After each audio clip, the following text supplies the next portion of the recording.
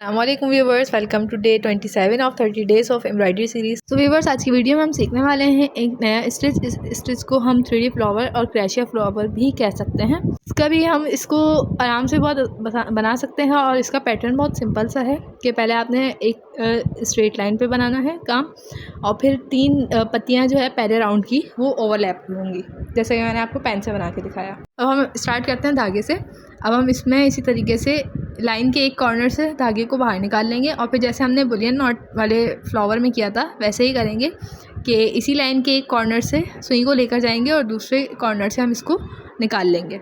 अब आप देखें इसको हमने कैसे चढ़ाना है कि अपनी सुई को हॉरिजॉन्टल रखना है, सही, और उसके ऊपर आपने ये धागा जो आपका कपड़े से जुड़ा हुआ है वो वाला, सही, और फिर आपने अपनी हॉरिजॉन्टल उंगली को वर्टिकल में करके और ये जो लूप बना हुआ है इसको आप सुई के अंदर छोड़ देंगे और फिर उंगली हटा देंगे और बाकी धागे को खींच के उसको टाइट कर देंगे। तो ये हमारा बन गया एक लूप। इसी तरीके के लूप्स हमने अपनी सुई में बनाने हैं। फिर दोबारा एक दफ़ा देख लें कि सुई को हमने हॉरिजॉन्टली रखा, सही, और उसके बाद फिर हमने अपना धागा लिया, उसको हमने अपनी उंगली पे एक दफ़ा लपेटा, सही, और फिर जब हमने अपनी उंगली को वर्टिकली किया यानी कि सामने की सीध में कर दिया तो उसमें एक बल आ जाता है और फिर वो हम सुई में छोड़ देते हैं और बाकी धागे को हम खींच लेते हैं। तो इस तरीके से हमारे ये, अगर उर्दू में कहा जाए तो फंदे बनते रहते हैं, नहीं तो लूप्स हैं, ये बनते रहते हैं।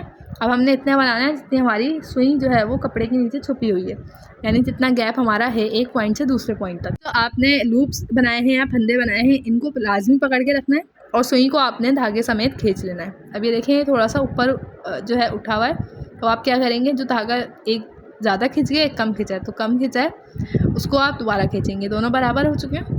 अब आप क्या करेंगे, लूप्स को दोबारा पकड़ेंगे और ये धागा जो है उसको खींच लेंगे इतना कि ये वापस वहीं पे जाके फिक्स होता है। ये हमारी बीच वाली लाइन बन चुकी है। अब हमने क्या करना है, पहले अब जो बाकी हमारा धागा बचा हुआ है, अब हम इसको क्या करेंगे, जहाँ से हम इसको हमने सेटल डाउन किया है वहीं से अब हम इसको नीचे की तरफ लेकर चले जाएंगे तो ये हमारी फिक्स हो जाएगी। और ये देखें, इसको 3D इस वजह से भी कहते हैं क्योंकि इसमें 3 एक्सिस 3 डायमेंशंस होती हैं। अगर आप देखें बाकी फ्लावर्स जो बिल्कुल चिपटे होते हैं या लगे हुए होते हैं आपके कपड़े के साथ, इसमें वैसा नहीं होता बल्कि कपड़े से थोड़े से उठे हुए होते हैं। अब आप देखें हमने जो फर्स्ट लाइन बना ली थी उसमें मैंने उसके कॉर्नर के पास से निकाला है और दूसरी साइड के कॉर्नर्स के पास से मैं सुई को नीचे ले जाके और वापस उसी कॉर्नर के पास ऊपर की तरफ सुई को लेकर आ रही हूँ, जैसे आपको वीडियो में दिख रहा होगा, सही। उसके बाद फिर हमने जैसे पहले वाले में लूप्स बनाए थे वो लूप्स बना लेंगे, वो लूप्स बन जाएंगे तो फिर हम दोबारा इसको वैसे ही सेटल डाउन करेंगे जैसे हमने पहला वाला किया था।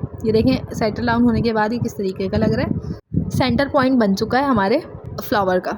तो देखें हमारे सेंटर पॉइंट बन गया। अब हम बनाएंगे इसके 3 पेटल्स जो एक दूसरे के ऊपर ओवरलैप हुए होंगे। ये मैं पहले इसको नीचे ले जाकर इसको मैंने पक्का कर दिया है। अब हम एक पेटल के पीछे की साइड से निकालेंगे और दूसरी पेटल के थोड़े से ऊपर की साइड पे, यानी हमने इसके 3 हिस्से करने हैं, इस वजह से हम उसी हिसाब से काम करेंगे, बिल्कुल हमने हाफ़ नहीं लेना है। इस तरीके से करेंगे और फिर सेम प्रोसेस करेंगे, लूप्स बनाएंगे और उसके बाद उसको लूप्स को सुई में से निकाल के धागा गुजार के और उसकी जगह पे फिक्स कर देंगे।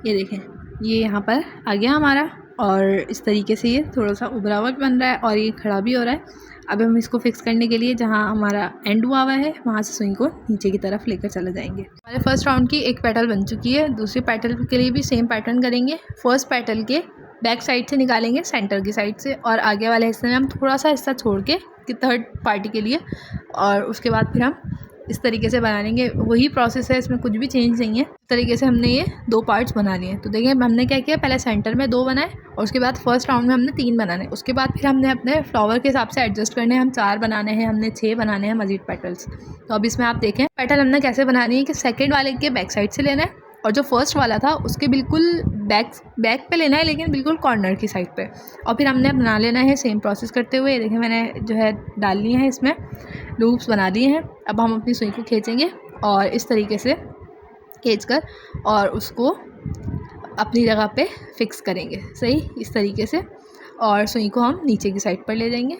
तो ये देखें हमारे 3 लूप्स बन चुके हैं और हमारा इस तरीके का फ्लावर लग रहा है ये। अब इसमें मैंने कोई भी नई पेटल जो हमारी बनी होगी उसके बैक साइड से लेंगे और उससे पुरानी वाली जो पेटल होगी उसकी बैक साइड पर ख़त्म करेंगे। अभी भी आप देखें जो हमारी लास्ट वाली पेटल बनी हुई है उसके पीछे से मैंने निकाला है और जो इससे पहले हमारी पेटल बनी हुई थी उसके बैक साइड पर लेके मैंने ख़त्म किया था। तो इसको इसी तरीके से प्रोसेस से बनाते रहना है हमने।